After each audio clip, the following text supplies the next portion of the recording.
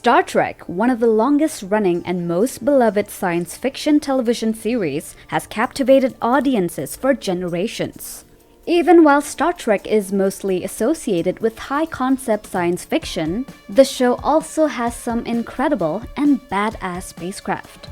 Just so there's no confusion, we will not be including Federation starships. This video today is on the 12 badass Star Trek vessels.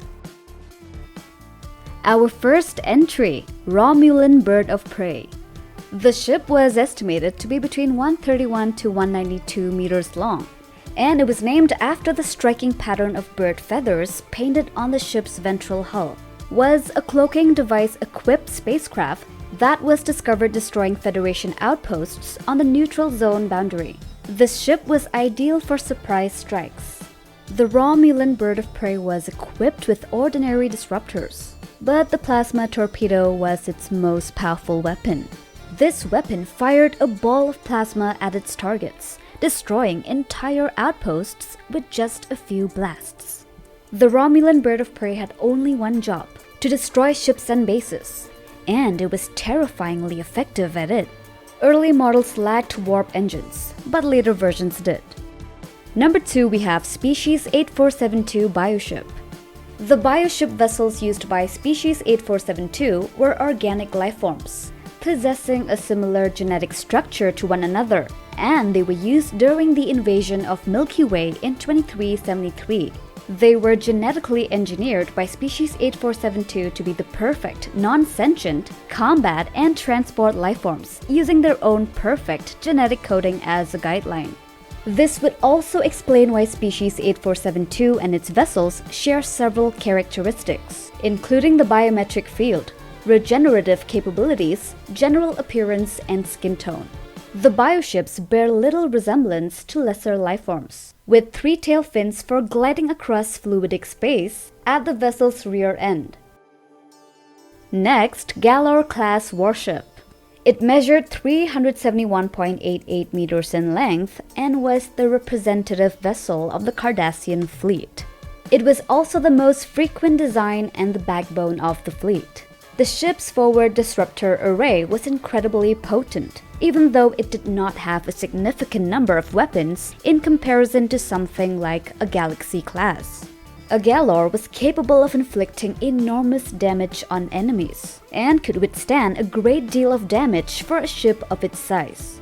In addition to being able to easily sustain numerous blows from phasers and photon torpedoes, the class utilized shields that were notable for their remarkable resilience.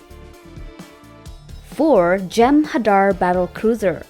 At 639.75 meters long, the Jem'Hadar battlecruiser was the larger cousin of the Jem'Hadar fighter and was a formidable vessel. Not seen until after the Cardassian Dominion alliance, these large cruisers were armed with the standard Polaron beam disruptor batteries that made Dominion ships so powerful, as well as multiple torpedo tubes. Extremely durable vessels, even one Jem'Hadar battlecruiser was considered a substantial threat to Deep Space Nine, even after its massive weapons upgrade. They often anchored Dominion lines in battle and could take down even the most powerful Allied vessels single-handedly. Number 5. Krenim timeship. The most dangerous, even more powerful than the Borg or Species 8472, was the Krenim timeship. It was 818 meters in length. The vessel was out of sync with time, which kept the crew from aging, while also making the ship itself invulnerable to attack. The Krenim timeship's main weapon did not destroy planets. It erased them from the timeline. On top of that, it was armed with powerful chronometric torpedoes and energy weapons. The Krenim timeship was a nearly unstoppable weapon made to change history. Number 6. Scimitar. At 890 meters long, the Scimitar was a massive, heavily armed Romulan Warbird. Armed to the teeth, the ship had 52 disruptor banks and 27 photon torpedo bays, which allowed it to lay waste to the Enterprise E and several other ships with ease. The ship was very well protected. It could take twice as much damage compared to other ships. Its cloaking technology is too good, and its Thalaron radiation weapon could kill all living things on a world in seconds. Scimitar was constructed under Shinzon's command as part of a secret plot to overthrow the Romulan Senate, also to defeat the United Federation of Planets and liberate the natives of Remus. Number 7, we have D. Deridex class. The main vessel of the Romulan Star Empire's fleet, D. Deridex class warbirds were massive vessels that dwarfed some of the largest ships the Federation put to space. Powered by a force quantum singularity, these battlecruisers were armed to the teeth, with multiple disruptor arrays and photon torpedo tubes. The primary directed energy weapons array of a warbird was in its head. Like most Romulan vessels, the Deridex-class warbirds were equipped with cloaking devices, which was a scary proposition. A vessel with the size and power of a D. Deridex being able to sneak behind enemy lines undetected and wreak havoc is something any good commander would fear. 8. Jem'Hadar Battleship.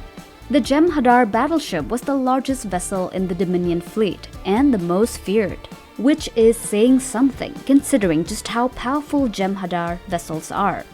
Armed with multiple Polaron disruptor batteries and torpedo launchers, the Jem'Hadar battleship was not just one of the most powerful Dominion vessels, but one of the most powerful vessels in the galaxy. Extremely hard to damage, a Jem'Hadar battleship taking the field was met with apprehension. Twice the size of a Galaxy class and 3 times as powerful, no ship that any of the Allies fielded could hurt it in a one-on-one battle. Number 9. Shrike. At approximately 1,350 meters long, the Shrike was a formidable starship, commanded by the changeling Vedic. It had an eye-catching design with 4 claw-like protrusions extending forward from its body, giving it a fierce insectoid look. Shrike was armed to the teeth, its armament comprising 40 isolytic burst warheads, 88 plasma torpedoes, 260 photon torpedoes, 18 antimatter missiles, 20 plus-wave torpedoes, and an unknown number of directed energy weapons. On top of that, the Shrike was equipped with a portal weapon, which could transport ships it engaged through space into more vulnerable positions. 10. Sarcophagus. Klingons had a spaceship called the Sarcophagus, also known as the Ship of the Dead. The scary ship was estimated to be around 2,550 meters long and was more than 200 years old. The hull holds the bodies of Klingon fighters who have been killed. At the same time of the Federation-Klingon War shown in Star Trek Discovery, Sarcophagus was their main ship. It was a very powerful ship, and its guns could destroy the whole surface of a medium-sized world, making it uninhabitable. Sarcophagus was about 3 times bigger than the biggest ships in the Federation force. Number 11. Borg Cube. The Borg Cube was over 3,000 meters in all dimensions and was easily the most powerful ship encountered by any forces. It was more than capable of taking on fleets of ships, with its strong and different weaponry systems. In fact, it has the potential to kill many ships before they even make a scratch. As the Borg assimilated new species and technology, their vessels were constantly modified, but the basic design remained the same. Borg cubes, which are equipped with regenerative shielding and adaptive technology that made the Borg so formidable, have only ever been vanquished through computer-based deception, knowledge from Captain Picard's assimilation, or future technology. And number 12, we have the Narada mining vessel. The jellyfish-like ship, which appeared in the first of 3 Star Trek reboot films starring Chris Pine in 2009, was a Romulan spacecraft from the 24th century. The full length of the ship is estimated to be 9,369 meters long, according to the film's Blu-ray. After pursuing Ambassador Spock through a black hole, it arrives in the middle of the 23rd century and resumes its unrelenting vengeance campaign against the Federation and its allies. In comparison to its peers, the Narada was an extremely strong ship. It annihilated a planet and a spacecraft shortly after its arrival. While not addressed in the film, subsequent materials and the novelization revealed that this ship was built using repurposed Borg technology, which explains why it was so powerful. And with that, we've come to the end. Thanks for watching. Subscribe for new videos. See you in the next one. Take care.